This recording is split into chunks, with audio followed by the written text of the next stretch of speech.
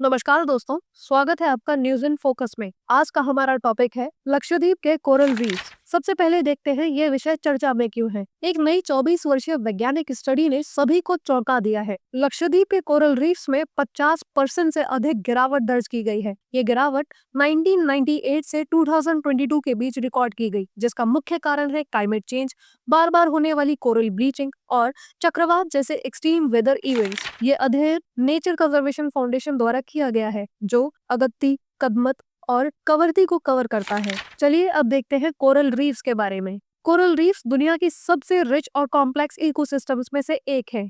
इन्हें अक्सर rain forest of the सी कहा जाता है और ये मरीन बायोडायवर्सिटी के मुख्य आधार होते हैं। कोरल्स वास्तव में छोटे छोटे जीव यानी पॉलिप्स होते हैं, जो कैल्शियम कार्बोनेट से एक कठोर संरचना बनाते हैं। ये रीफ फॉर्मिंग कोरल्स एक सिम्बायोटिक रिलेशनशिप में रहते हैं जूजेंथले नाम के एक एल्गी के साथ, जो उन्हें ऊर्जा और रंग दोनों प्रदान करते हैं। कोरल रीफ्स कई तरह से पर्यावरण और मानव समाज के लिए अत्यंत महत्वपूर्ण है। ये जैव विविधता के हॉटस्पॉट होते हैं, जो हजारों प्रकार की प्रजातियों को आश्रय प्रदान करते हैं। इसके अलावा ये प्राकृतिक तटीय सुरक्षा के रूप में कार्य करते हैं, समुद्र की तेज लहरों के प्रभाव को कम करके तटों का कटाव यानी इरोजन से बचाते हैं। लक्षद्वीप जैसे द्वीपीय क्षेत्रों में ये मछली पकड़ने और पर्यटन से जुड़ी आजीविका का आधार भी हैं।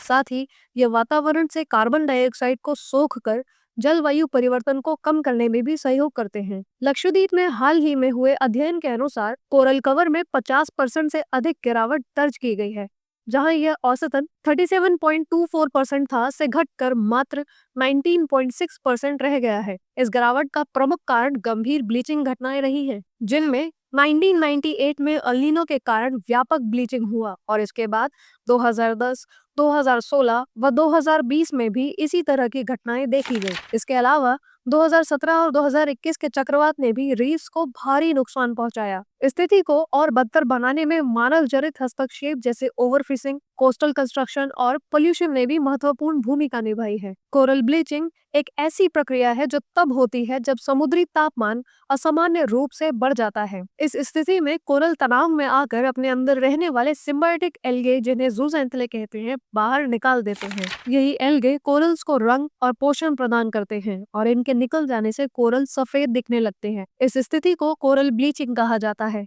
हालांकि ब्लीचिंग के बाद कोरल जिंदा रहते हैं, लेकिन यदि ये तनाव लंबे समय तक बना रहा तो वे मर भी सकते हैं, जिससे पूरी रीफ प्रणाली पर नकारात्मक असर पड़ता है। लक्षद्वीप भारत का एकमात्र कोरल अटॉल आर्किपेलागो है, जिसकी जैव विविधता और पारिस्थितिक महत्व को वैश्विक स्तर पर मान्यता प्राप्त है। यहाँ 100 से अधिक प्रजातियों की कोरल फिशेस, 60 से अधिक हार्ड कोरल स्पीशीज और कई स्थानिक यानी एंडेमिक समुद्री प्रजातियां पाई जाती हैं। इसके अलावा यह क्षेत्र हिंद महासागर में क्लाइमेट चेंज के शुरुआती संकेतों यानी अर्ली इंडिकेटर्स को समझने के लिए भी अत्यंत महत्वपूर्ण माना जाता है। चलिए देखते हैं आज का आपका अभ्यास प्रश्न लक्षद्वीप के प्रवाल भित्तियों यानी कोरल रीफ्स के संदर्भ में निम्नलिखित कथनों पर विचार कीजिए। कथन 1, लक्षद्वीप भारत का एकमात्र प्रवाल द्वीप समूह यानी कोरल अटॉल आर्किपेलागो है। कथन 2, वर्ष 1998 से 2022 के बीच लक्षद्वीप के कुल प्रवाल आवरण यानी कोरल कवर में 50% से अधिक की गिरावट दर्ज की गई है। कथन 3, इस गिरावट का मुख्य कारण केवल मानवीय गतिविधियां यानी ह्यूमन इंटरवेंशंस रही हैं। उपरोक्त में से कौन सा